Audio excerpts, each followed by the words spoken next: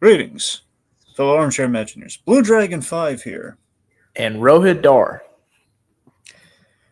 and we are here on the precipice of the dawn of the DCU under the run of Gunn. That's right, folks. James Gunn's DCU is finally upon us. It's been long rumored, long speculated, and at long last, it's right here. Creature Commandos.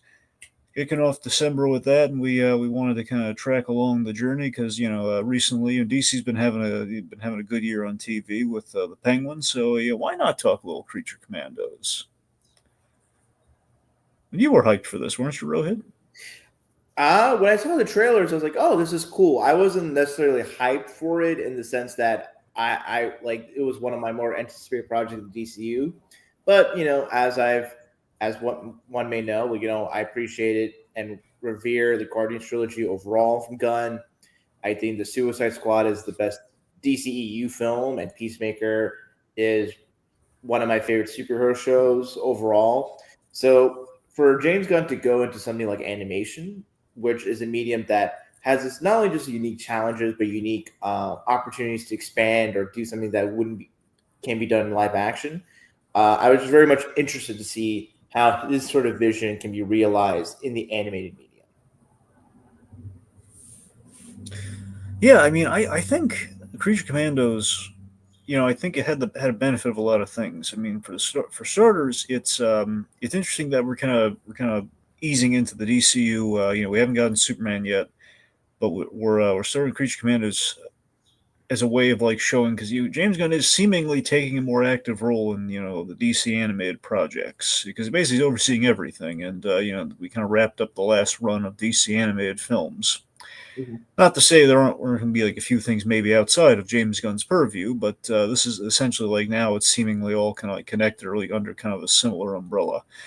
And I think this project is a really nice transition point because it's got the we're factoring in the stuff that James Gunn has done. Essentially, a lot of people are asking him. That's the one drawback of James Gunn is everyone can ask him questions directly, and he'll be vague and he'll be like he'll answer things and well, let me say he'll be vague and direct all at the same time. Like he'll mess around with the fans a little bit, but he'll tell it as it is. And the fact of the matter is, like, well, everything that happens in the show that essentially James Gunn has kind of had involvement in, that did get folded over from the previous guard into this film, which I really like that. By the way, I really like that we've kind of, you know, James Gunn seems to be kind of the anchor point of the DC universe, kind of plan that he's uh, putting into effect here. So basically everything starting from the Suicide Squad movie that he did onward seems to be kind of a taste of kind of that going forward. Like essentially, it's I'm not going to throw like canon left and right at you, but essentially that's kind of the main point of canon going forward, where anything that can naturally be fit into that is kind of our starting point. So we have that, we have Peacemaker, and we have this, and then probably Superman going forward is like that's kind of where we start with all this. So Creature Commands had the bases loaded in a good way because of that. So I think it was an easy way of kind of going from okay, we're going into some new directions, but it's still taken away from like kind of what we know what James Gunn does with DC. So I thought it's a very solid start. Mhm. And I think I'm glad you mentioned about this being something that was made by James Gunn before he even got the job of running DC Studios. So I think in terms of the tone, in terms of like I very specifically, James Gunn calls this a soft launch of the DC universe, Yeah, and Superman is the hard launch. And there so you I go. think Commandos, like, yes, it's sort of a appetizer. It's the prelude. Yeah, and I think more or less like if we're following James Gunn's corner of the DC universe with like the Suicide Squad, Peacemaker season one, like Creature Commandos is kind of like I guess it wouldn't be a trilogy because there's Peacemaker season two, but it's like it just has in say the MCU there's certain corners of the MCU with like the street level corner, the magic corner, the cosmic corner. This is less by genre and more well, it could be the political like intrigue, action adventure sort of deal with supervillains with like Suicide Squad, Peacemaker, and Creature Commandos, but it's just basically the gun corner of the DC universe. And like you said, Dragon, the bridge from DCU to DCU um with Gunn, I think is very appreciated. And in terms of the tone, and in terms of this canvas, there is a larger world at play, but it's not something to where for an average person they're kind of jumping in to watch this. Like, They're we're not. not teasing it every 5 seconds, we're not saying like, okay, and down the line, we're gonna get there. It's like, here's like a really good story where that you can kind of digest, and there's like hints of maybe there's something more out there, but right now we're focused on the story. Yeah. Was that not remotely where you were going? No, yeah, no, yes. That's kind of that's what I'm getting at, and I think Gunn, yeah, basically, it's interesting how Creature Commandos first opens in the first episode. It's there's sort of that initial exposition dump, and I think for anyone that comes on the show without having watching at least the Suicide Squad Peacemaker season 1, they might be confused. But I think if they can get the premise is like, okay, we used to have human people to do covert missions, now we use monsters, and then that's the premise. I think the use of animation is especially very much displayed in how like the character models are depicted for the most part. I would say. What do you think in regards to sort of use of animation for the story? I mean, I think it looks good. I'll admit, like I remember the first thing we saw, we didn't really see the animation way back. We saw like the kind of poster image, which I was always wondering how literal a translation of that concept art to the final product in motion is going to be. And I mean, it's pretty one for one. I think it animates a lot better than kind of that poster, and I think it's a good look. It's we had we had sorry we had Dean Lauria is involved in this, so he was one of the back when the Harley Quinn the HB the Max Harley Quinn show was good. That guy was involved. So he's one of he's essentially the showrunner on this, with James Gunn very heavily involved in the writing and kind of the direction of it. But he's not literal direction. I mean, he's very involved in the conception of this. So, but yeah, I mean, I think it animates really well, really crisp. I think it you kind of feel the punches, and I think what really helps James Gunn is that this is he's allowed to there's a groundedness to it, but at the same time, there's like enough leeway where you can, because James Gunn's whole mission statement has been, we're going to tie it all together between the animation, the live action, the video games, and with that in mind, that means like anything we see in animation, presumably we will be able to adapt in live action in some way, shape, or form. And looking at these characters and what we've done so far, these are not out of the realm possibility for seeing them in live action. Which I mean, I think that's really cool. But again, there's like a little bit of like, with Cersei, as we'll get in, or Cersei, as we'll get into. It's it's kind of interesting to see. Okay, yeah, we are able to do some bigger than life things here, but James Gunn, we have seen him do bigger than life things in live action. So I think it's kind of cool, and I think we're hitting like kind of a really nice groove here. And it also makes me really excited if I don't think they've really announced it, but if we were to get more animated kind of series or more animated projects that are in like kind of more of the cinematic vein of things, I think that'd be really cool. Well, I mean, like there was already like an announcement by We a have the show. Rob. I know we have the Robbins thing, but I don't know. I think that's more like kind of an outside. I don't think that's literally like part of the. We don't know if it's part of the DCU. It sounds like more like of an offshoot kind of a thing. The fact that James Gunn hasn't outright confirmed that it's Elseworlds makes me think it's a DCU thing. I mean, And look. Here's the yeah, we can discuss about the like right, the right. animation. Let's try to focus on Creature Commandos. I what I Yeah, yeah, yeah. appreciate so in regards to the use of animation, I think the fact like when um both Phosphorus, Weasel, and then the Bride, come to about to attack Rick Flag Sr. and Amanda Waller, and they press like the electric shock, and seeing kind of like the like reactions you can only see in animation, and like the cuts and panels. That I think was like, okay, like there, it's not just saving money, but it's also utilizing the typical physics and expressiveness and animation to its full use. Especially when we get into the second episode. Oh yeah. We got a really strong edit on episode 2, but we'll get there anyway. So without further delay, I think we should probably kind of funnel everything through the actual conversation. So let's transition into episode 1. Let's break down the collywobbles. Mhm. Yeah. Yeah, did you know what this term meant? I Should did we not go for know. some? I'm sorry. Should we go for a little blood red? Sure. All right. Well, we'll see if we can make that happen. Anyway, yeah, the collywobbles. I haven't heard myself in person, but I mean, it does sound like it does sound like it's basically kind of like kind of an upset stomach kind of a thing. Like the collywobbles is just kind of like kind of a heebie-jeebies, sort of like you feel like butterflies in the stomach. Yeah, no, that I knew once I looked up the phrase after the episode, but it's interesting. I will say this: what stood out to me in watching the first 2 episodes was the characterization of Rick Flag Sr. Because the way James Gunn talks about this character, he made it out to seem more of a morally ambiguous character than say the likes of Rick Flag Jr. And for the most part, Rick Flag Sr. is pretty personable and likable. Like he's pretty like he seems like just a guy that's really good at his job.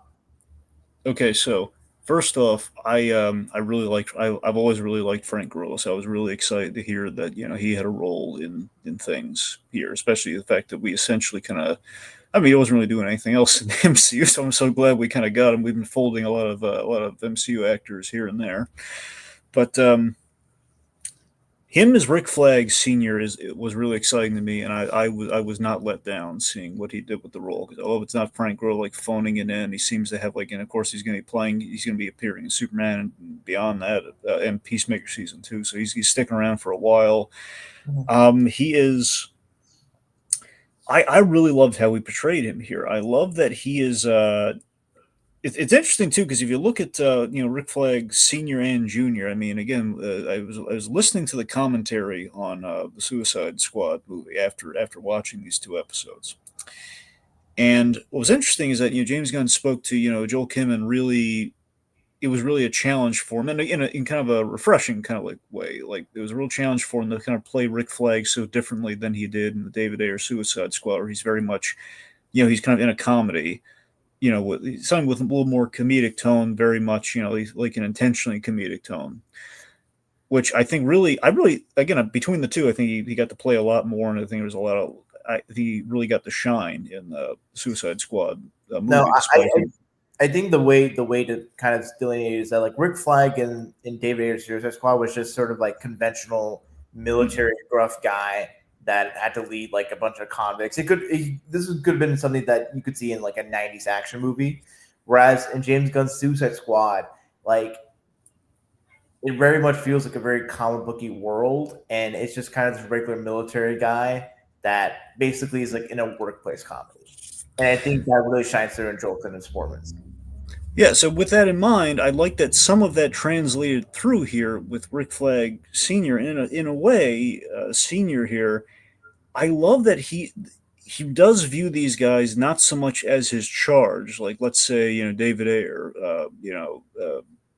Rick Flag Jr. I know it's still a little different here, but what I'm going for is I love the fact that he's treating these guys not so much as like a task or kind of like a chore, but he's trying to do some team building here. So he's being more patient with these guys than you'd ever would imagine him to be. Like for example, now mind you, I think they don't explicitly spell it out, but it really sounds like per the whole loophole they're working on. It sounds like we don't blow the heads up anymore. It sounds like we just have an intense electrical shock in the brains. I mean, sure, in part that might be because they're not human, but because some of them could probably walk off a head explosion, possibly. I don't think all of them, but maybe some of them. Regardless, I I love the fact that again he's you'd think he was going to blow off Doctor Phosphorus's head, but he didn't. That was a big thing there. For love me, I was thinking, okay, we're going to kind of surprise everyone. Episode 1, we're going to kill off Doctor Phosphorus with the whole Suicide Squad thing, but we didn't. And instead, again, it kind of turns it into kind of a teaching moment of like, guys, look, I'm not here to torture you, okay, but we need to work as a team. So I really love that with his character. And again, we got a lot of real personable kind of moments with him and the princess. I don't know. He was very likable, and he's a guy he's playing straight man to this group of wackos, and it just seems really fun. And I appreciate it's not just the straight man, because in other things like you can have like the comedy or the tension dynamic relationship with the straight man to like the gang of weirdos is that the straight man is just like bemoaning or criticizing or pointing out, oh, this guy is weird, and that's that's the extent of that dynamic. What I appreciate is that Rick Flag doesn't like the only time he's ever like embarrassed or shamed, like at least out publicly, is just the whole like scene in which they're having dinner, and it's less to do with like, oh, they're weird. It's more just like, oh, like they just don't have bad manners, or they don't know how to eat properly, which he understands to a certain extent because they just have prison food. So By the way, I just want to throw this out there because I literally have no idea where else I would be able to work it in. I had an observation on the rewatch with Frank Grillo as Rick Flag Senior. I never really noticed before. Is that I don't think it's just the way he's voicing here. I think maybe in general, just the way his voice sounds, but he kind of sounds like a young Dick Miller. that I do not know who Dick Miller is. You need to elaborate. You know, Rohit, now you're just making me sad with that kind of. Really, you know who? Well, you know who Dick Miller is, but you don't know.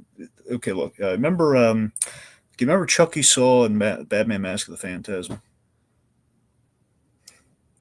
Vaguely, but was he one of the gangsters that gets killed off by the Yeah, the first one that gets killed off in the car, Chucky Saw. Okay. Anyway, him and also Boxy Bennett. But the point being, Dick Miller is. Do you remember? You've seen Gremlins, right? No.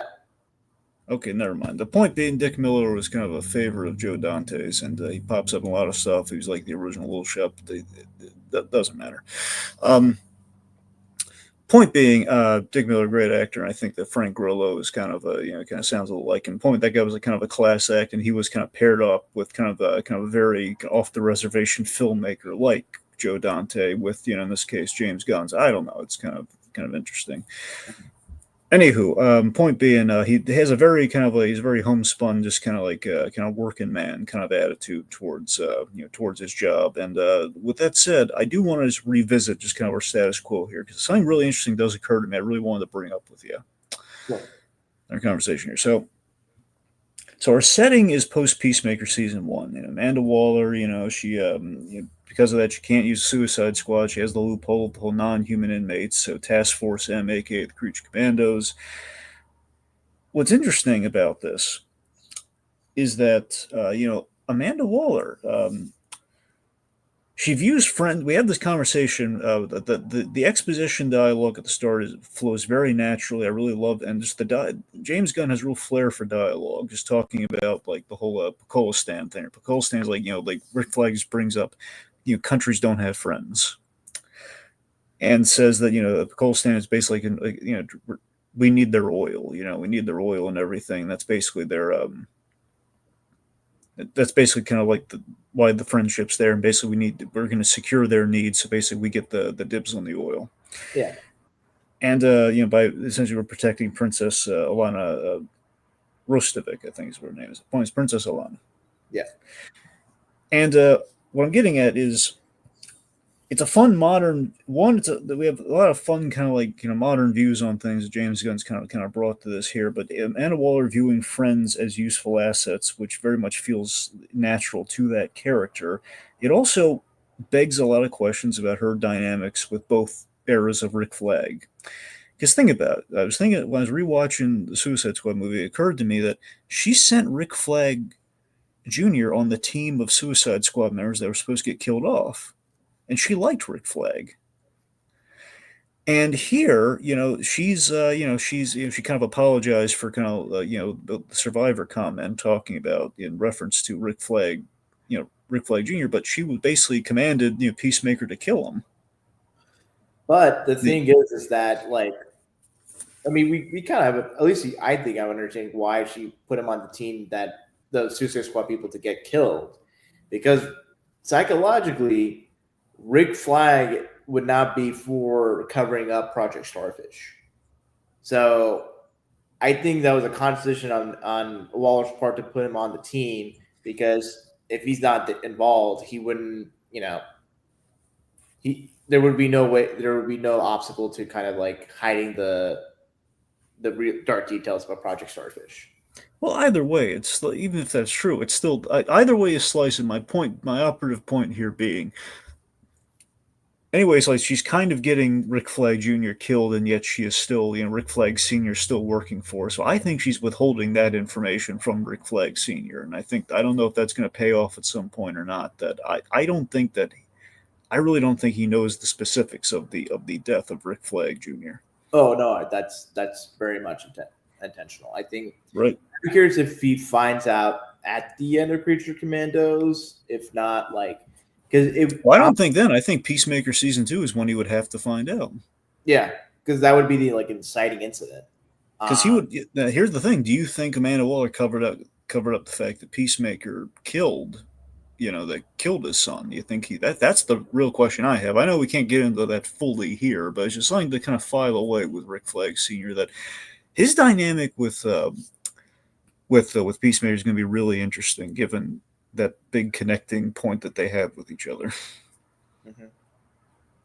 Anyway, I just wanted to bring that up too, because the whole the fact that Rick Flag is kind of on board with all this, but he's Waller's keeping stuff from him. Again, James Gunn's always attested that Amanda Waller was like the real bad guy of the Suicide Squad movie, so he's got really interesting feelings on her.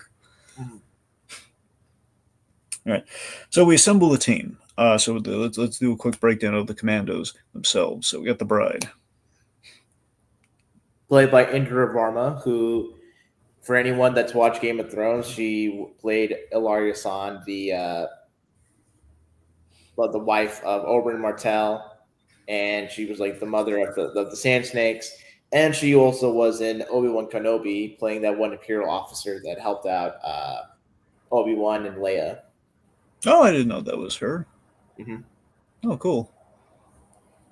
Yeah, so I mean, the bride's a lot of fun. Honestly, of all this bunch here, she was the only one I was really, I think. Well, I guess her and Nina were the ones I was most unfamiliar with on the team.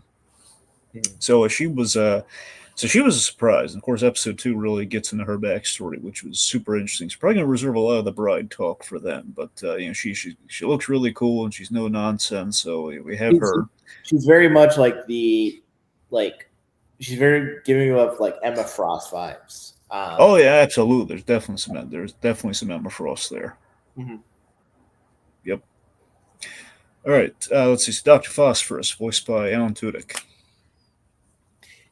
I think he's kind of my personal favorite of the team. I guess I think just him and Rick Flag are my favorites, and when they interact with each other, it's a great dynamic.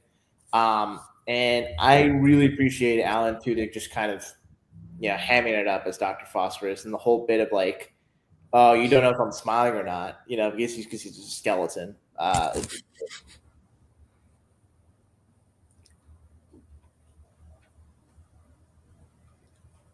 Yeah, it's funny. Well, you're right. There's that great kind of him like messing with everyone, their prejudice kind of like views on skeletons. And they like, why are you smiling? I can't smile. I'm not smiling. I'm a freaking skeleton.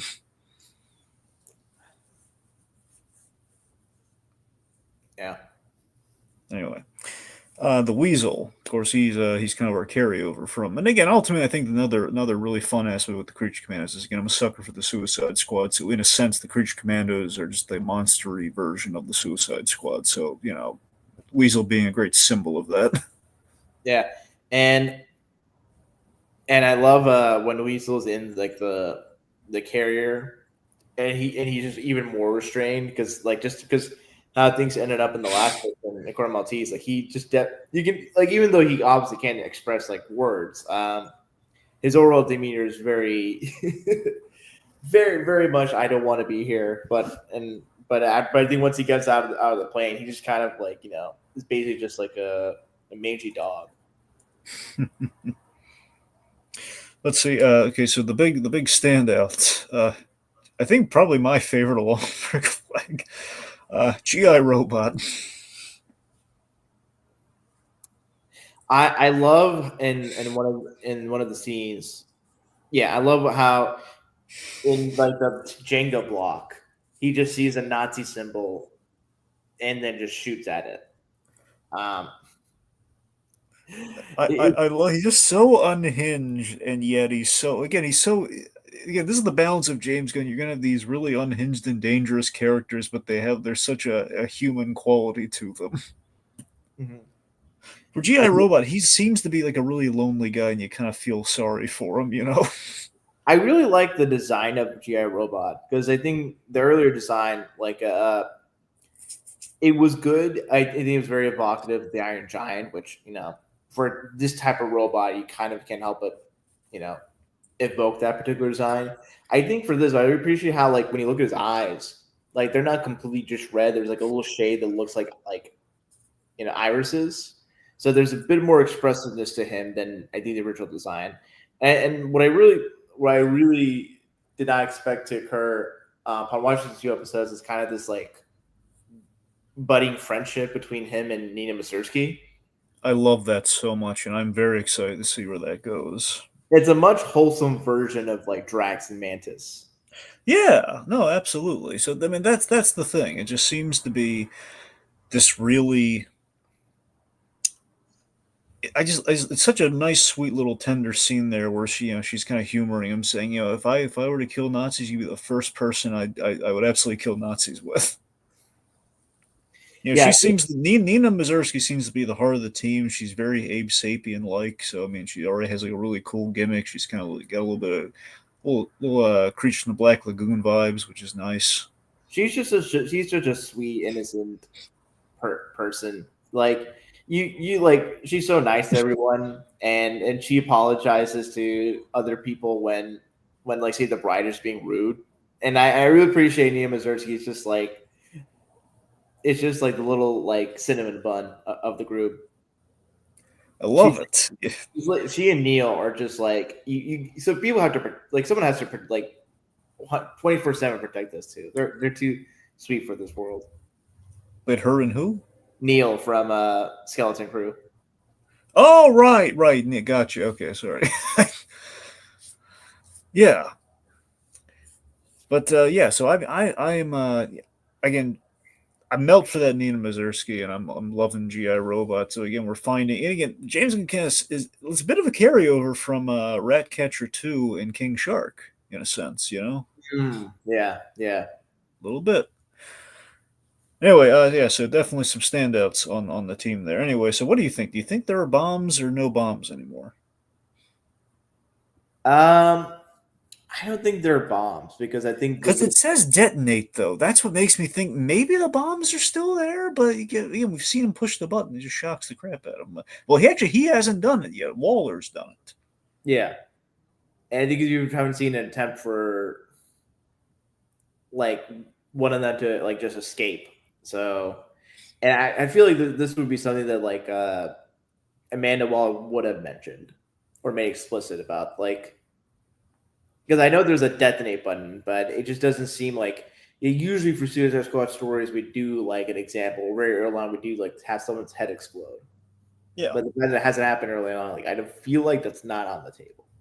Well, again, we would have done that with Phosphorus, but we haven't. True.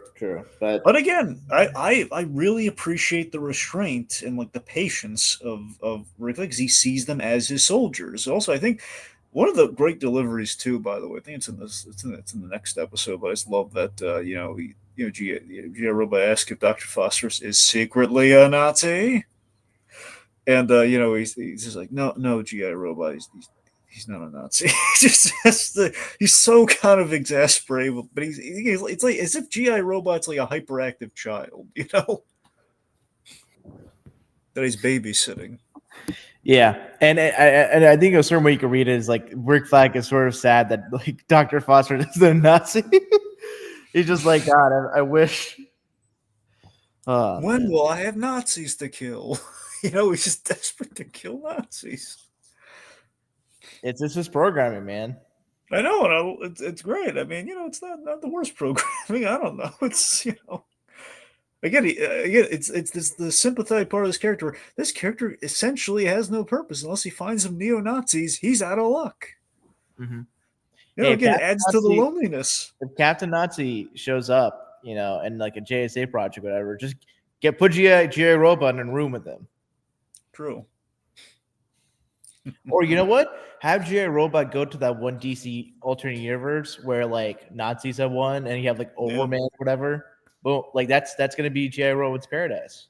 there you go. It's possible. Yeah. All right, let's see. So overall, it's the mission as it stands. The whole mission thing. We should talk about this. So we go into Pokastan to protect Princess Alana from Cersei. I really, is it just me or is it weird to you as well that we're pronouncing it Cersei instead of Cersei? It's weird to me, but I kind of understand.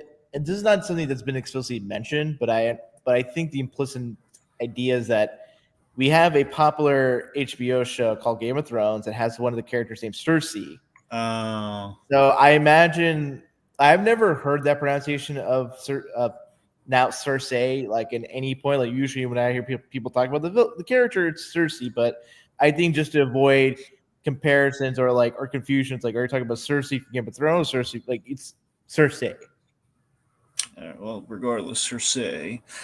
So we have Cersei as an active bad guy here. You know, she has the Sons of Themyscira. So this is like the modern kind of James, kind of a early modern James Gunn kind of political commentary. I thought was really funny. You know, it's the idea that it's just this modern view on how the world would react to Themyscira, and I thought it made a lot of sense. And it's like, yeah, you would have a bunch of guys saying, "Why can't we go to Paradise Island?"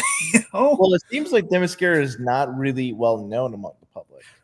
Well, that's the thing. We saw that what we saw was like a news recreation. It's not the actual Themyscira, but a Cersei is like she's kind of rallied people and told them about it, and she's kind of like got kind of a. It sounds like she's. I don't know if through Pakistan she's trying to get to Themyscira or not, but it sounds like that's kind of her end goal. Like, what did you kind of get what Cersei's real like? Why she's going after Pakistan? Or do we not know? We just don't know So yet, right? Uh, so I know a few details about why it is that Cersei is getting involved in Pakistan and with against Yeah. Princess Lana. I don't want to mention those details because when you find out in the next 2 or 3 episodes, like it'll be like a game changer. Okay. Well, at least to the I guess Rohit's in the know here, but for the rest of us laymen, essentially, she's Golstan, seems to be on her agenda in the grander scheme of getting to Paradise Island or doing something. Or at least that's the false promise she's making to the Sons of Themyscira to do her bidding Mhm. for some ends that we don't fully know, at least at this point, at least the layman. Yeah. Fun fact, or not fun fact, depending because no explain the full details of this. So, Sons of Themyscira, it is actually something that comes from the comics. This is not what is depicted in this show is not how it is in the comics. So, the Sons of Themyscira in Brian Azzarello and Cliff Chang's run of Wonder Woman and New, Which was really good, by the way. yeah. So, in sort of the explanation of the lore or history of Themyscira, there a question that comes up is like how not in the story but just in general it's like all right how is it that an island full of women are able to like maintain if not increase their population over time. So in Azzarello's run the reveal is that the women of Themyscira like sirens go on ships and find boats of men and have intercourse with it's unclear whether it's consensual or not and thus that's how they're able to reproduce or whatever or continue the population. The thing is that for Themyscira and ergo Paradise Island there's a no men policy. Now what happens to the babies that are boys? They are in some instances they get killed. I think later on though Hephaestus offers to the Amazonians that or Amazons that hey I will take all your male babies and then basically they're the sons they're quote unquote the sons of Themyscira that kind of toil away or work under Hephaestus as his apprentice or whatnot.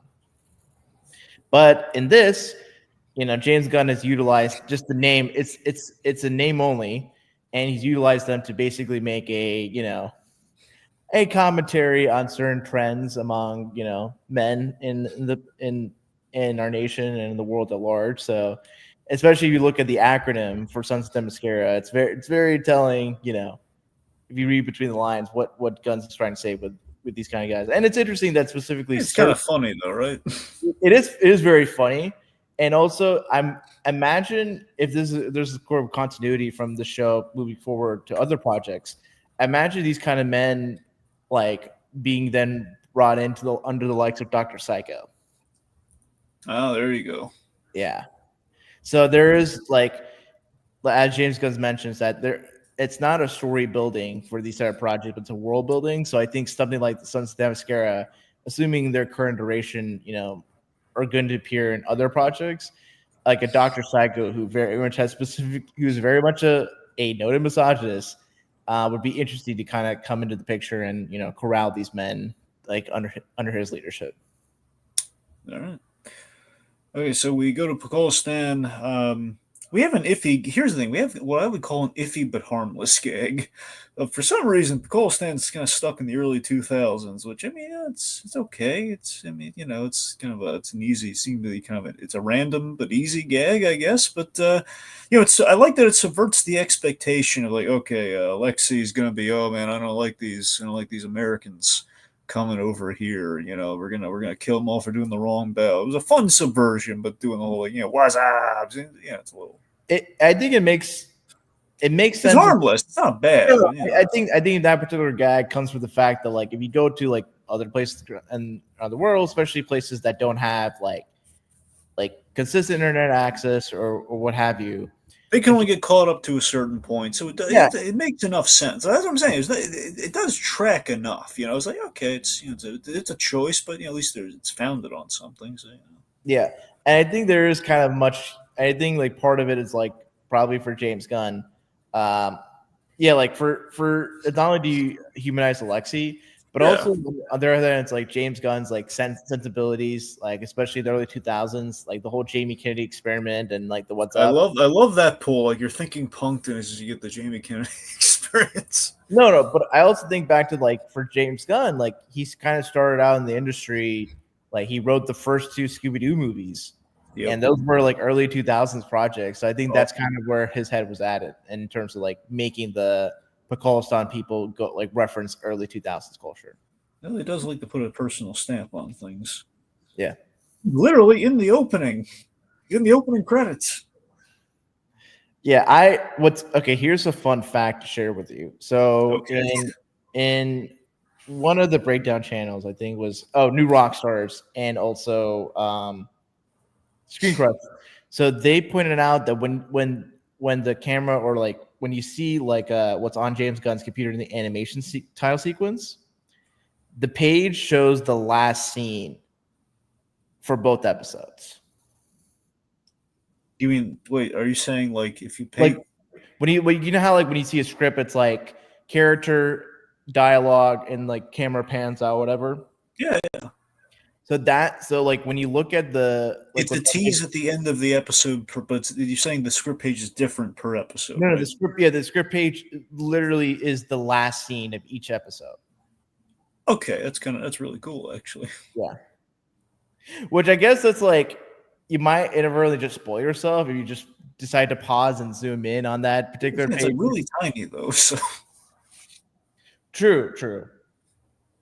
But yeah. Like, who has time for that when you're watching it? I think you should prioritize. Like, oh, yeah, maybe I would actually like to watch Creature Commandos instead of stopping and then like getting a giant magnifying glass of sorts. Just get those glasses from Spy Kids. They're the ones. Yeah, there you go. Yeah. Anyway, let's see. So Princess Alana. She was a lot of fun. Maria Bakalova. She played her, and she was Cosmo, the space dog in Guardians of the Galaxy, and Borat's daughter in Borat 2. Well, that was the big thing for her. I'm saying that's with James Gunn, But anyway, hello. No, So for Princess Alana, I do appreciate her as a character in the sense that like when she's interacting with the Rick Flag, I love one of the little gags. It's like we find out his middle name is just Bill. That was so funny to me. Rick Bill Flag. I think the Rick Bill. I feel like there has to be like something. It's like there's like a singer or whatever that like was named Rick Bill or something. That's the only way in my mind you would have it be like Rick Bill or Richard Bill Flag rather than like Richard William Flag. I think technically Junior has to have the exact same middle name too, so I think it's also his middle name is also Bill. Richard Bill Flags Jr. That's man. That's the thing. So I think there's like I read somewhere there's like a technicality where you have to have like for it to actually be legally be like a senior, but you would know like you might know this to be like a senior and a junior, you have to have the full same name. Both first, middle, and last name. Yeah. Yeah. Okay. And my outlook is by a senior junior, so that's where I'm really operating off of that from. But But I think what I really appreciate with Princess Alana's dynamic is that Rick Flag very much does not jump in at the first sight of attention. Like he very much is like, nope, I'm doing my job, I'm focusing. I love it. But like all mortal men, he eventually relents to his impulses, and the scene that happens in the bathroom as Dr. Phosphorus and Weasel are putting guard is one of the most hilarious scenes of the first 2 episodes. Okay, well we'll save that for episode 2, but yeah. Alana's very, very attractive woman. So with that, it's funny. I don't know if you've heard of it. There's a lot of people who've drawn parallels, and a lot of it's people reading into it, but mainly because of the choice on Rick Flag Sr. Having the old white hair and everything. A lot of people have kind of made the connection that in a sense maybe Rick Flag Sr. It's James Gunn and Princess Alana is Jennifer Holland.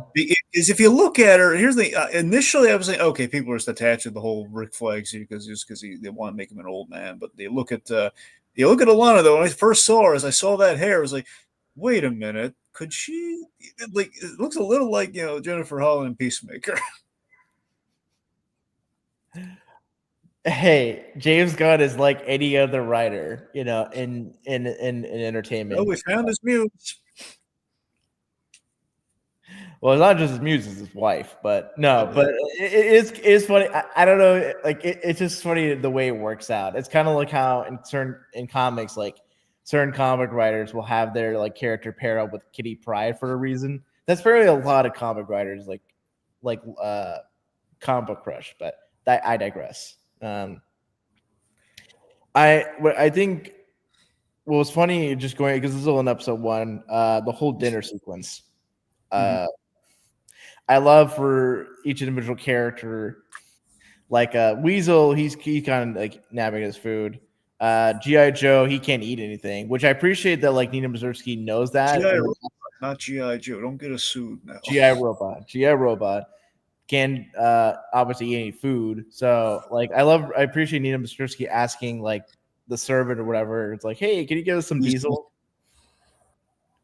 And like Nina was able to just pull like a piece of broccoli up to her and eat it there. The bride was just taking a bottle of wine like a champ. And Dr. Phosphorus, he tenderized the steak and just ate it all. So I'm very curious the science behind Dr. Phosphorus. And it's like he's getting like the nutrients and the proteins from burning it and everything. Mm-hmm. Man, not even able to appreciate the taste of a good steak. No, that's the thing. He can't taste it. He can just absorb the nutrients, but he can do it with some flair. That's a tragedy. Not be able to taste a good steak. Oh, there you go. Other things. Even the corporate steak. Yeah. All right. So, but I really there was nice chemistry between Flag and Alana there. I do love. I don't want to. I know it's following it is some stuff, but before that happens, I do really like just to have this really nice conversation where you get Rick Flag kind of mourning his son. I really love that conversation. Also, we kind of get some exposition out of the way because everyone and their mother's asking like, "Wait a minute, Frank Grillo's not that much older than Joel Kinnaman." And again, we trust it. It says he had him when. In fairness, there's a 14-year age gap, and that's 2 years more than the age gap between Sean Connery and Harrison Ford. And people bought him exactly. his son. So it's not a problem. I like that. I'm impressed that James Gunn actually wrote it into the thing. It's like a natural explanation. I think people have been grilling about this stuff because again, he is so social media happy. People have been grilling about everything. Like if I have it right, and again I could be wrong. We've only seen like things from the periphery. It looks like either in Peacemaker or in Superman when we see both he has black hair. Yeah. And James got a really good response to it.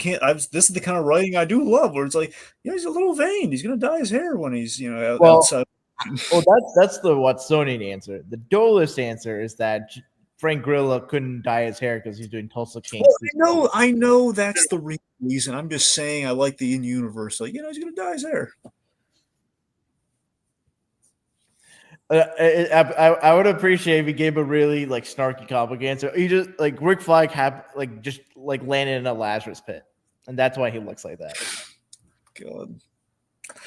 All right. Anyway, but a nice connection is forged and then teased in. Which by the way, okay, we should talk about this just to encompass it, so we don't have to linger on it because we're gonna have to talk about it at least 2 times during this podcast.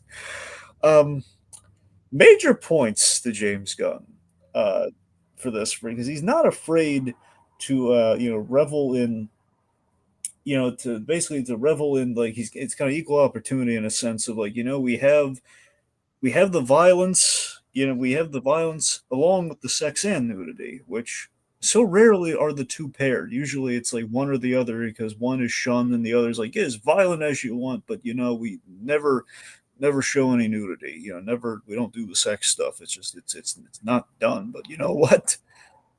Got them both, and the answer being we kind of had both in the Suicide Squad movie. I mean, we didn't really see anything, but we had it.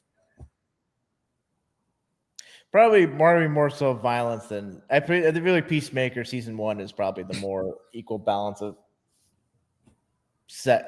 Yeah, you're right. Yeah, you're right. We did have kind of there. So that's what I'm saying. It's I appreciate James Gunn. He's not shying away. And this has kind of been through his career, like not counting Guardians. Like he's done like in Super and everything. He's done this kind of stuff. He came up on Trauma, so like exactly. So that's what I'm saying. It's stemming from he's a trauma boy.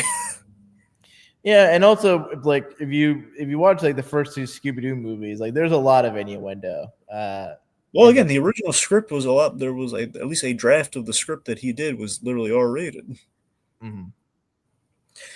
But yeah, here's what I appreciate though. I love that it's like well staged too. Like when we have her seducing Rick Flag, it's like initially it's like, okay, we've tastefully obscured things, very sensual, and then dear God, we show it, and it's like I don't know. It's appreciated. It's like we're kind of using. It's like even Harley Quinn didn't go this far, and yet we're pushing the boundary. This is a TVMA rated show, so if there's nowhere else, show which was also TVMA, for some reason they censored like the nudity. It's like why we're gonna go as violent and R-rated in the language and everything else, and yet we're gonna pixelate the nudity on Harley Quinn. I never understood that, but yeah. I think it's it's some old school executives that like think like if it was live action they wouldn't obviously like have an issue, but for animation it's just I think there's certain people that just have a mindset that animation is like a kid's medium, which it's not. You and I know that, but older people up on the WB totem pole probably have that, and also like maybe on either part for Harley Quinn. Season 3 or 4, whichever had like the orgy sequence, and the orgy I think was in season 3. And then for this, it's probably also the restraint on the part of the creators themselves. So I mean, the fact this happened twice is weird, and for the TVMA thing, but yeah, I will say just going back, backtracking back to the conversation between Rick Flag and Ilana. It's interesting how Rick Flag is characterized in the DCU compared to Senior specifically as compared to the comics, because in the comics, like Rick Flag Senior was part of the original Suicide Squad from the World War II era, and then basically for Rick Flag Jr. when he's coming about with the supervillain versus the Suicide Squad, like Rick Flag Sr. is basically someone that has a legacy that Rick Flag Jr. struggles to live up to because of him, associating with the likes of supervillains in his job. And whereas in Creature Commandos, in the DCU, like Rick Flag Sr. is very much like more like working class. Like I don't know what his rank is, but it's not like. Well, so Senior is okay. So Rick Flag Senior was a general. Mhm. Let's see, Rick Flag Jr. Well, he was called Colonel in the David Ayer film, and I want to say that maintained itself. I forget if she briefly called him Colonel in the Suicide Squad movie, but I think he's probably Colonel. Yeah, but the point I was trying to make is like Rick Flag Sr. in the comics is like an established military officer, credentialed individual that like Rick Flag Jr. is like looks up to and wanting to aspire to be. Whereas for Rick Flag Sr., it's like I joined the army at 18 because I needed money to pay for my kid that was just born. So it's kind of like it's a more work, like I think you mentioned like working class. So like Rick Flag Sr. feels much more like a relatable guy who's been in the military for a long while, kind of like Tom Cruise, like Maverick and Top Gun. Yeah, and the fact that he really admires his son for his son did it out of love for his father and his country. I mean, that was it's like the human moments. Yeah. Right. And I think the point he made about his son, like being a better version of him and wanting to serve his country, like the fact that Rick Flag joined the army to take care of his son, you kind of wonder if because I think that line that he said about like countries don't really have friends, like maybe Rick Flag Sr. is more closer to Amanda Waller's like mindset, even if he doesn't regard like the likes of the Creature Commandos themselves as like lesser than. I'd be very interested to see over the course of the show if there's certain decisions that Rick Flag Sr. makes that make him a little bit more morally ambiguous, because that's how James Gunn presents him, is so, like not morally ambiguous but much more complex. And I think it'd be very interesting to see how Frank Grillo can make him both likable, relatable, but being willing and very much likely to take on some very dark, tough decisions. Because the way James Gunn talks about this show is like he says this is a less sentimental version of the kind of stories that he will have for like the Guardians or even the Suicide Squad, and especially with what happens in the second episode. I very much interested to see how far you go with that, especially for the likes of Rick Flag. Oh yeah. Let's see. Okay, I'm trying to see if there's anything else. Well, again, so we had the Dr. Phosphorus Rick Flag fight, which was very well staged. I love that they crashed through the floor into the kitchen. I thought that was great. Mm-hmm. I guess so let's just transition to the bride and Nina. They sneak out. They sneak outside the castle for a little misadventure. We have a big the bride is like, give me money. It's just like gets the money. They take a cab to the. Give me rubles, and it's like, and after she gets the money, it's like Nina's like, oh, like she meant to say thank you, and Nina's like, and the bride's like, I did not. Stop trying to make me sound nicer than I actually am. But, so really fun dynamic with those two. Mm-hmm. Like here's the thing: if you want to use a Guardians comparison, the bride feels a lot like Nebula. A British Nebula, which yeah. Okay, so episode 2. The how do you say this, Rohith? Is it the tourmaline? Tourmaline. That's it. That's it. Yeah. The tourmaline necklace. So so the casting is on fire this episode. It was already on fire with the assemblage of the Creature Commandos cast, but we get 2 real heavyweights in this episode guest starring. We got one of them's going to be probably recurring, but we have David Harbour as the DCU version of Frankenstein. Like presumably he's the Frankenstein, the AIDS of Shade. What? Eric Frankenstein, yeah. Well, yeah, Eric Frankenstein, but like the Frankenstein from Agents of Shade, I think. Mm-hmm. And whether he's going to end up there, I mean, that's to be seen. But the point being, just like the DC Comics version of Frankenstein, in this case, Eric Frankenstein, and Peter Serafinowicz as Victor Frankenstein. I love me some Peter Serafinowicz, and I also love me some David Harbour. And so funny, David Harbour has been kind of a parody of Frankenstein once. So this is funny, playing both the monster and kind of the doctor, most of the monster. Mm-hmm. So it was all really funny. Anyway, so I love David Harbour getting to play Frankenstein's monster. It's the well-spoken version. He looks great. Design's fantastic. He's well-spoken, but he is as brutish and ill-tempered as the monster. Yeah. And the fact that he's monstrous in other senses of the word. Like that's a really good idea. That's a really good idea with that character. Yeah. The fun fact, the lines he says to Victor Frankenstein about a man is entitled to his bosom and an animal to his mate. That specific set of lines is from Mary Shelley's Frankenstein. Nice. Yeah. Really, I had a feeling they were going to work in some references to the book, but no, I watched an interview or a podcast with James Gunn with Josh Horowitz for his Happy, Sad, Confused podcast, and he talked a lot about Creature Commandos and James Gunn and crafting this second episode and just the overall lore and history for the Bride.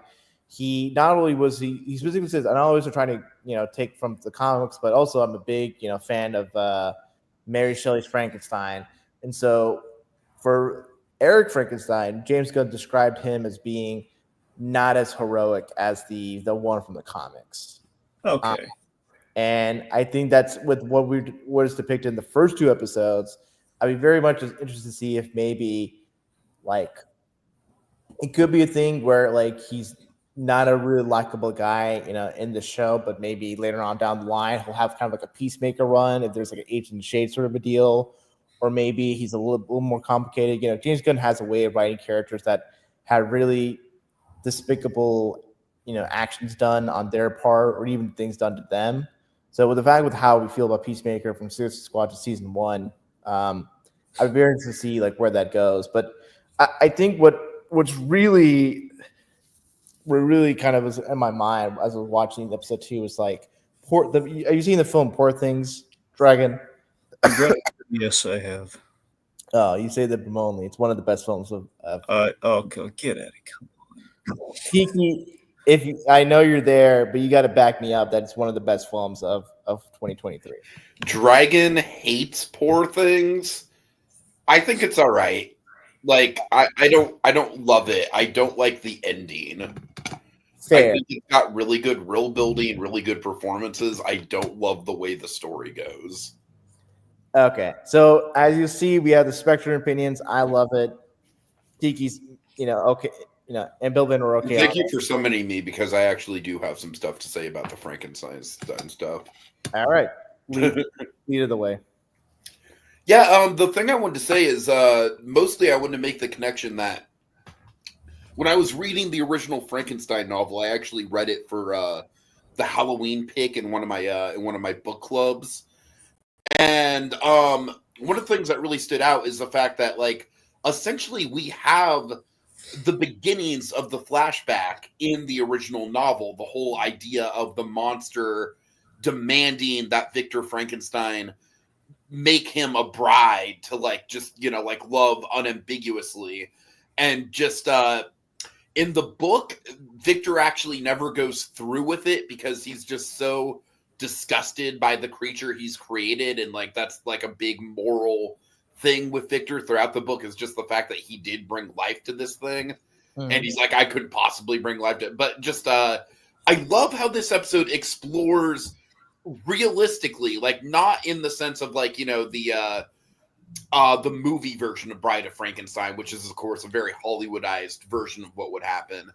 But it explores realistically, and I think if this sort of plot point were to happen in the Mary Shelley novel, I think it would go very similar to this, where, I love the idea where no matter what the monster does, it's just it's not in the will of the bride to love him, and it's and the harder he tries, the more he pushes her away, and I think it's kind of a great commentary on incel behavior without really being in your face about it.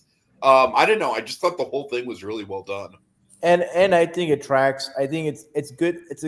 I appreciate you saying that. Like, it would seem like this would be how Mary Shelley would write Frankenstein. Would I wrote this particular plot point, especially in light of the whole idea of, like, this sort of this male scientist and Victor Frankenstein having the ego to, like, violate Mother Nature and bring a life into it, and sort of the whole, because for the alternative, not the alternative, but the full title for Frankenstein is like Frankenstein or or like the modern American Prometheus, yeah. Modern Prometheus, yeah.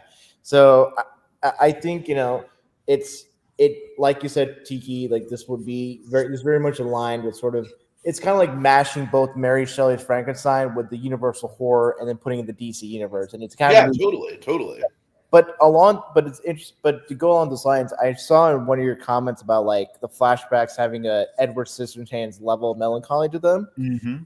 And Josh Horowitz and Happy Sand Confused in the podcast with James Gunn, he said to him that, like, oh, James, you, Tim Burton and Guillermo del Toro should have, like, a master class about, like, the monster and the significance and how we empathize with the monster.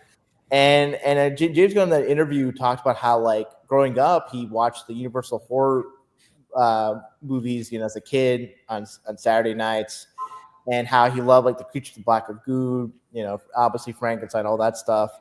And for him, growing up, with getting into, like, trauma, James Gunn has always had an interest in the monster, the creature, and the weird, misshapen creatures and the misfit nature of them. And I think I think the thing that was very interesting is that James Gunn said that, like, if there's a main character in the show, it's the bride.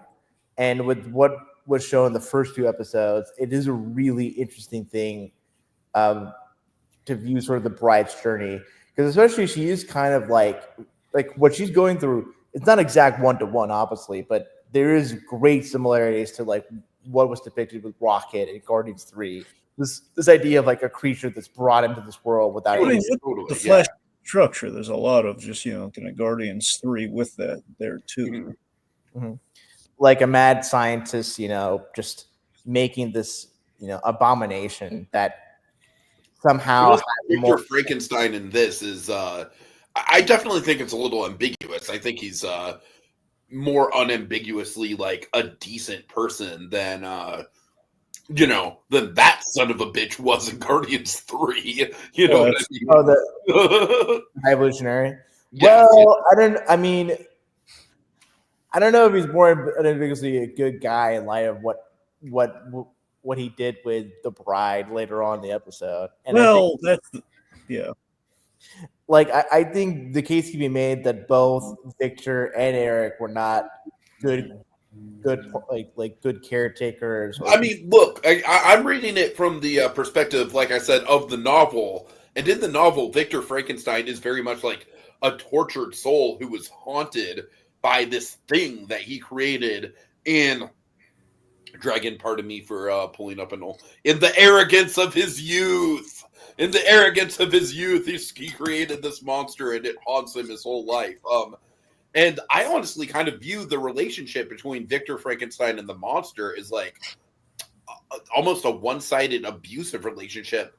Not necessarily one-sided in the fact that, like, the whole reason the monster is upset at Victor Frankenstein is because he carelessly gave him life, and the monster's life is just endless suffering. So it's like, of course, there is some liability there.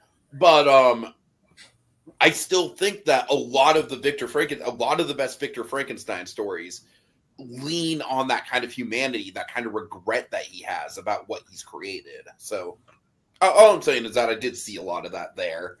Sure. I just think with sort of, at least what, not to sort of bring up poor things again, but I think it's sort of the dialogue and discourse about, like, what Bella had to go through in terms of aging autonomy and kind of being used or abused by the men around her. I think there is something kind of like Willem Dafoe. I wouldn't actively call, like, a straight up evil character in that movie, but he's certainly not, like, morally good. He's a very, very ambiguous character in that movie.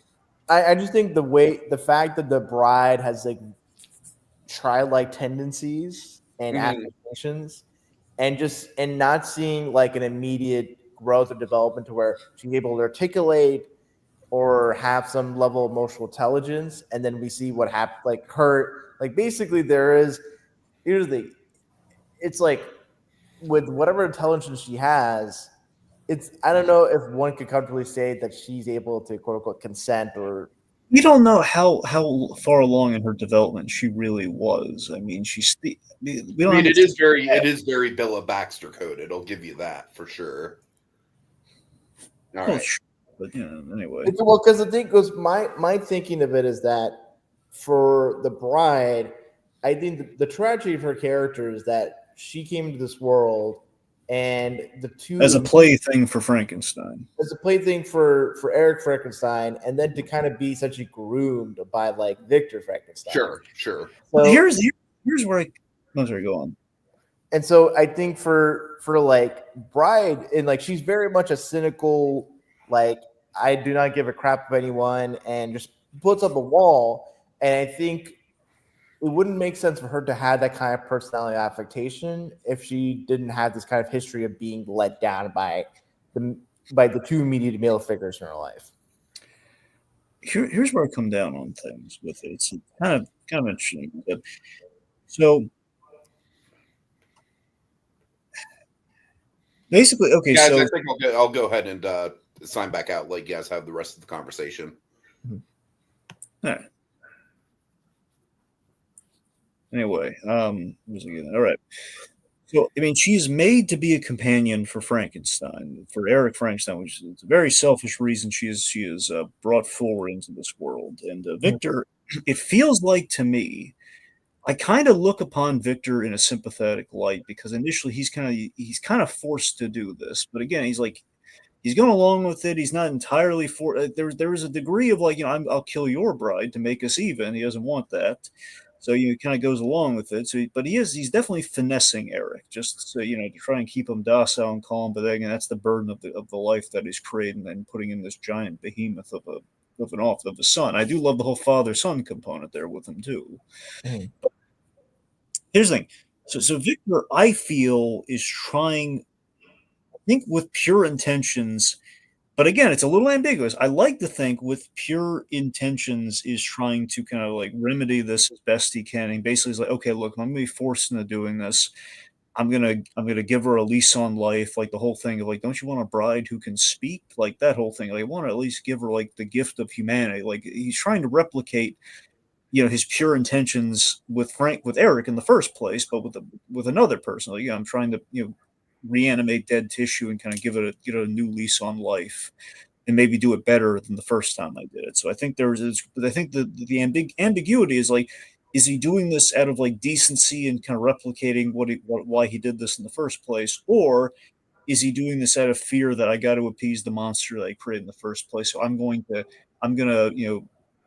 catch her up. I'm gonna like kind of develop her, but developer in kind of like the grooming for Eric, like making, basically turning Eric into a groom for his bride. Only, I guess, most of the bride for his, what I mean? Like the whole, these Well, basically. I think the groom. I feel like the grooming part is not for. Like I think the way Victor Frankenstein is characterized in this, it's very much a characterization of certain male figures in authority, especially those in like academia or whatever, that may have like a certain fondness or affection to like a young female figure, and they kind of like, oh, I'll want to mentor and guide you through the world or what have you, and then certain lines get blurred, and whether through a sense of ego, a sense of wanting to feel young or what have you, then it gets into a relation. They get into a relationship, whether romantic or sexual, and clearly the abuse of authority is like even before all that, they're a good, well-intentioned person.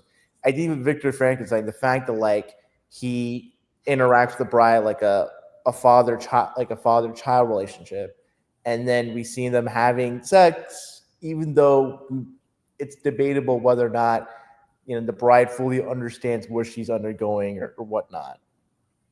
And I think for the bride, like I think her arc is kind of most likely for the show, try to reconcile and come to peace with sort of the trauma that she goes through, and being able to come to a place where she can open up and be emotionally connected and involved with other monsters such as like Nina Mazursky, whatever. And I think like, yeah, there can be mixed attention, there can be mixed or ambiguous intentions about creating the bride in the first place. But I think how the relationship develops, like the Victor would not be able to like him, basically treating her as a child and then doing what he did at the end of this episode. I don't know if Victor Frankenstein can be looked at in a favorable light. And I think that's the weird hat trick that James Gunn seems to have pulled off here, where again you can read it both ways. Where again you look at it the way, which again I don't think there's anything wrong at all with what you're saying. I think you absolutely have right that again it's an element of tragedy there when you look at it that way.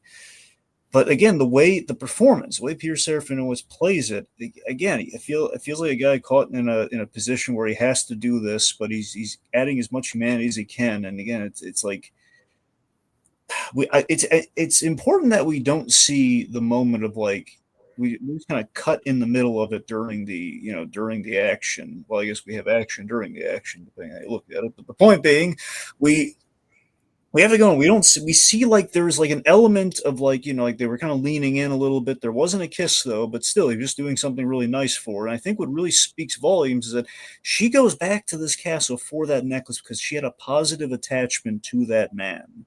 And right or wrong, there's still that positive attachment that she really did care for this guy. So again, it's a way you read it. It's like, dark or not. It's like there's like this weird James Gunn's pull up this hat trick of like, again, you're kind of there's still like kind of like a charm and like there's like it's you feel for the loss that she's incurred.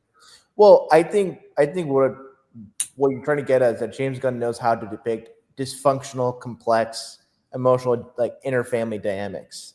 I think with how like Nebula and Gamora regard one another and their relationship with like their father, like that's a complex, fucked up dynamic, especially also with like Peter Mantis and to their father ego. Like there is a lot of complex, and think of it this way: it's like Peter, like is fond of Yondu and thinks of him as a father figure, but Yondu did not raise him in the ideal way a father raises a child, and I think with how the bride, like she is probably fond of the certain. Maybe not the connection to Victor, but just sort of a certain feeling or emotion that she got from having such a necklace. And I think I do, but here's the thing: it's like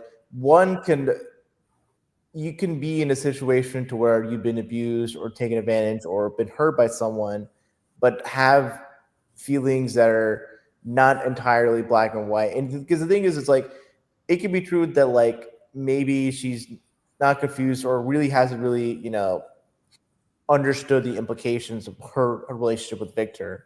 And I think probably the whole dynamic is probably this show could be just that she's not in favor or likes Eric Frankenstein, but she has complicated feelings with Victor. And maybe over the course of the show, she gets the understanding about like Victor results are wrong to a different degree than Eric was. And I think that's sort of the thing that James Gunn is getting at. It's like for these kind of characters, they're monsters, not just for the looks, but just sort of how they've been raised. Like think of, for example, like Peacemaker has this like a messed up a childhood as like any of these like characters probably does.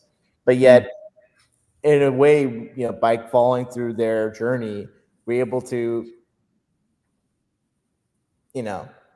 empathize and in a certain case sympathize with the positions that they're in and what decisions they make as a character. So I think with how the bride has acted in this first 2 episodes, I think James Gunn is very intentional in what he's doing with these characters, and instead of just kind of making things sort of black and white, he's embracing the gray. He makes this big point about how there's people with white hats, black hats, and gray hats, and so these characters that maybe if they haven't yet made morally questionable decisions, they live lives in which they haven't necessarily been brought up in an ideal childhood. They haven't necessarily been brought up in a way in which like everything's all dark. There's been no sense of moments of joy and happiness, but it's all kind of intermixed, which, that's the complexity of life. And I think James Gunn, that's the success as a writer, ultimately that in these kind of fantastical settings, you have interior lives of characters that are rich and complicated in the ways that our individual lives are rich and complicated.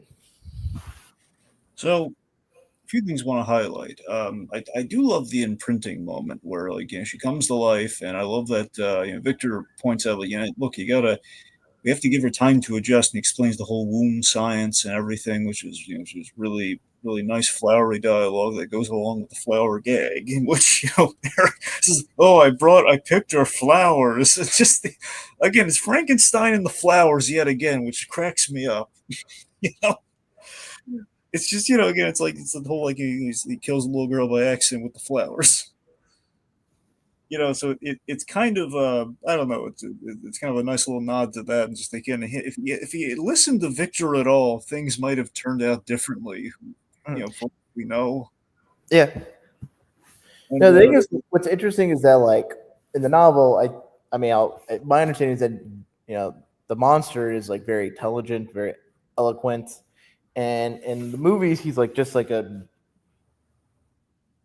large oaf that has the mentality of a child. I think in the show, like, he's kind of in a happy medium where he's obviously intelligent, but he's not necessarily wise. He's probably basically like a precocious child. I think he can express himself, like, verbally, like the monster of the novel. Mm-hmm. But there's a certain naivete that's like can only be expressed or be like exemplified by a child. Yeah, and again, that's kind of like, that seems to be what the charm really is that, again, he is just the fact that he wanted this bride just for the sense of, like, this is what everyone would have, and he pouts like a child when Victor doesn't even really tell him no, but tries to expresses his hesitations in doing this.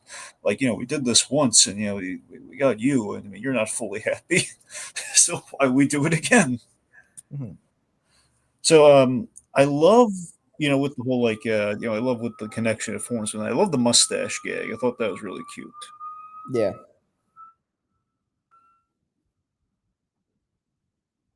And I think what's interesting is like the way those flashbacks are interspersed with the bride and Nina visiting the castle of Victor Frankenstein,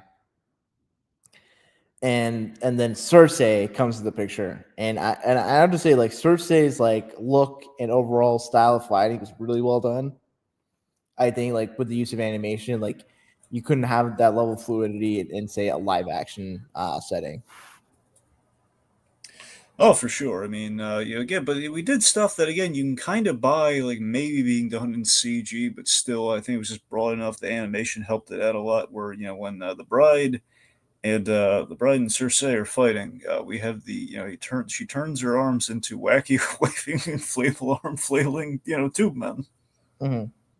Yeah, I was like seeing that. I was like, oh yeah, this is something that you can only really realize in a animated setting, just for the humor of it. Yep. And I was really wild, like, oh god, and, like, she's still stuck with those by the end. I mean, it's like that's crazy to me. Just like, like taking away her arms like that. And then Nina Mazursky is just lying on the ground without her water tub, and her last words to the bride is like, "Go fuck yourself." Yep, and it gives the bride a smile. So, I mean, the arc of the humanity on the bride has just been really great. This is a real standout episode for her. And again, it feels like each episode's going to try and do this with the characters. We're going to have, like, a big kind of backstory, flashback narrative, perhaps. It's kind of the vibe that I'm getting. And again, it's just, I love just seeing the innocence of the humanity within her, and just going back to kind of the surly, kind of sardonic, just kind of like, the history that she's had after, the man that essentially she loved in any way you wanted to find. She did love Victor to some degree, whether sick and wrong a degree. I mean, it's up to interpretation, again, because that's the thing. She's, it's also the fact she's not human. There's like a thing there too. Well, human but a corpse. And we even brought that up in the first episode. There's like a whole myriad of complication in that dynamic. The operative point being that, it backfired on Eric Frankenstein wanting a bride, where the bride, ended up with Victor. Which, by the way, it's weird amidst all of that. What bothers me most about that? What? It's the fact that this is like a thing that I really don't like adulteries. I don't like that Victor is like he's presumably married while he's doing that. That's what bothers me most of all that. I mean, that's one thought that came to my mind, but I don't know if that was necessarily the immediate thought. I know, right? I'm just saying that's because again he's kind of charmed me in the dynamic so much. It's like the first thing I'm thinking of, like, oh, Victor, you're married though. Come on, it's. God.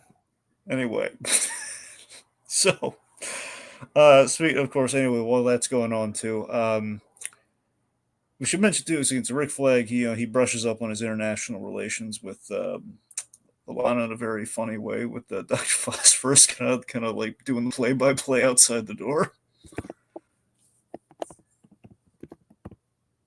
What was that? I'm sorry, am I keeping you from something? No. Sorry. I was just I just got distracted for a second.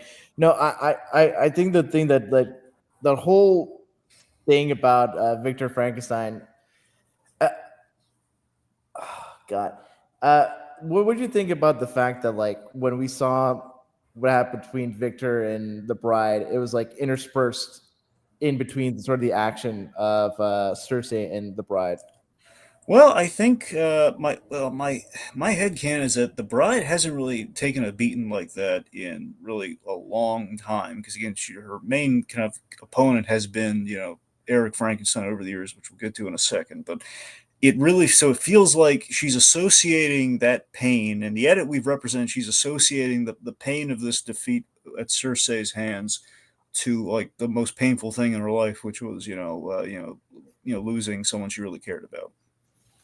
That's how I read. That's how I read the edit there, and I really thought it was a good choice. Again, like seeing them go that far with it was really surprising. Like, wow, okay, but I thought it was a good choice. It was a strong editing choice.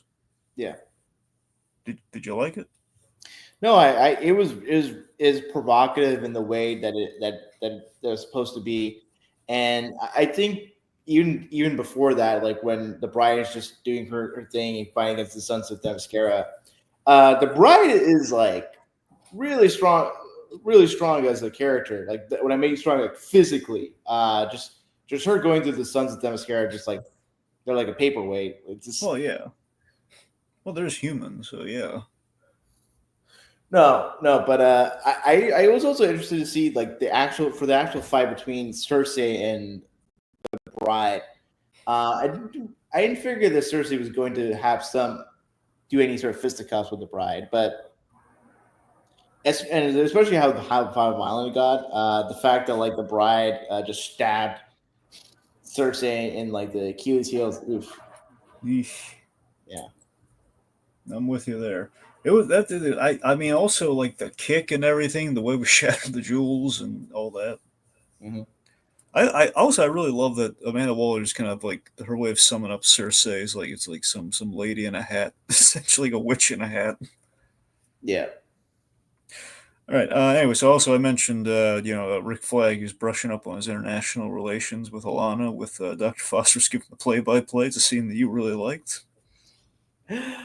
Oh man, the fact that like it would just that's like this Dr. Frost was like, well, you might last 30 seconds, with a woman like that, how no, Weasel, you have a point. He's got experience, I'll give it a minute.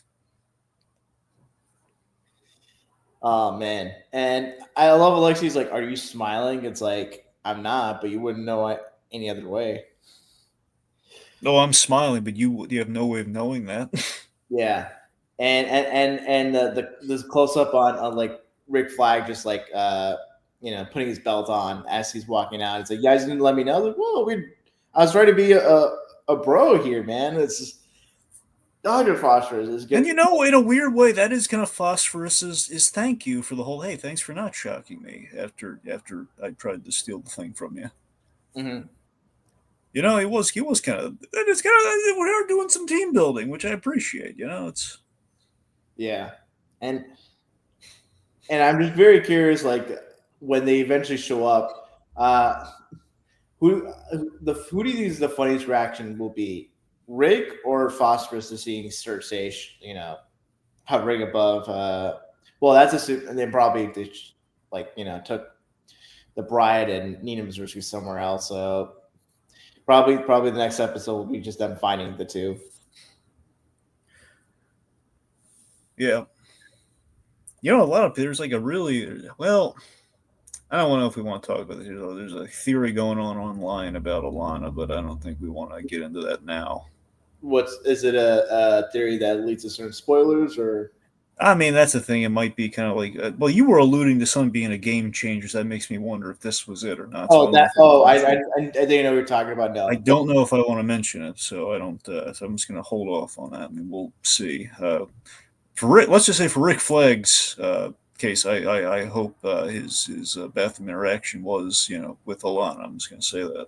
No, okay. I know what you're talking about. Yeah, I know that theory. Yeah. So that's not what I'm alluding to earlier, because just wait for episode 4. Episode 4 is gonna up and yeah. Okay. Anyway, let's see. So I guess the last thing to hit on. So we ended on essentially this really awesome kind of like flashback through the ages of kind of this endless pursuit and fight between the bride and Eric Frankenstein through the ages. It's kind of like a violent version of a Pepe Le Pew cartoon. He shows up. He's trying to reconcile with her and trying to get with her, and she's like, "No, I hate you. You killed Victor Frankenstein. I love that guy." I wasn't thinking Pepe Le Pew. I was thinking just more of like that's sort of the cliche of certain montages of like immortal characters that have been in conflict with one another throughout the ages or time. Well, I mean, sure, but I'm just saying the fact that he's like showing up with like love in his eyes and everything. By the way, which to me is the cell of David Harbour, where he can show up and it's with other like goofy love in his heart, and then is in this ridiculous like monstrous situation. Mm-hmm. So in regards to Eric Frankenstein, it was funny to see him wearing a Hawaiian shirt. Yeah, because I was thinking of I was just like, oh, they just kind of have like some people were saying like, oh, he's trying to look like Chip, one of the Chip, either Chip or Dale from Rescue Rangers and Magnum PI. My thought process was more that like, oh, they're just kind of riffing on Hopper's attire and Stranger Things. I mean, I honestly, here's the thing. I really, in my day-to-day life, I wear essentially Hawaiian shirts. So I kind of thought it was just like, it's a vacation choice. Or it's like something you wear to like a nice party during the summer. Yeah, that's the thing. I don't know. I thought it was kind of, yeah, that's the thing. But I think it could be a Hopper reference. It's possible. Yeah. I'd buy it. Mm-hmm. Anyway. So let's see. We have to go F yourself ending, and everyone's captured. Mm-hmm. Well, two of them are captured. So again, because it sounds like I try to avoid the prompt like next episode, but it sounds like I was wondering, are they going to die? But no, the bride got knocked out, so yeah, they're fine. Well, not fine, but I mean they're going to about. I wouldn't be surprised if there are deaths in this show. Well, yeah, I'm saying at least not right now. I mean, they're not going to be dead right now. But I think the fact that the members that are captured are the female members, Mm-hmm. very interesting to see the commentary that Gunn has with the Sons of Themyscira interacting with those two creature commandos specifically. Oh yeah. So overall, these 2 episodes, we're liking this, right? No, I am. I'm liking where this goes, and I'm kind of I just want to see like the rest of the show because what I want to know, but also just. I'm just really interested to see like James Gunn really sold the show as being unsentimental and going to, and like he mentioned that for Guardians and for Superman, there's a bit of hope at the end, or there's a lot of hope, especially for Superman. For Creature Commandos, his thing was that this is a show that goes in a dark place and just doesn't, and there's not like a light in the tunnel. So I'm very curious. Like how dark does the show go? Like they think the second episode is very dark. Yeah.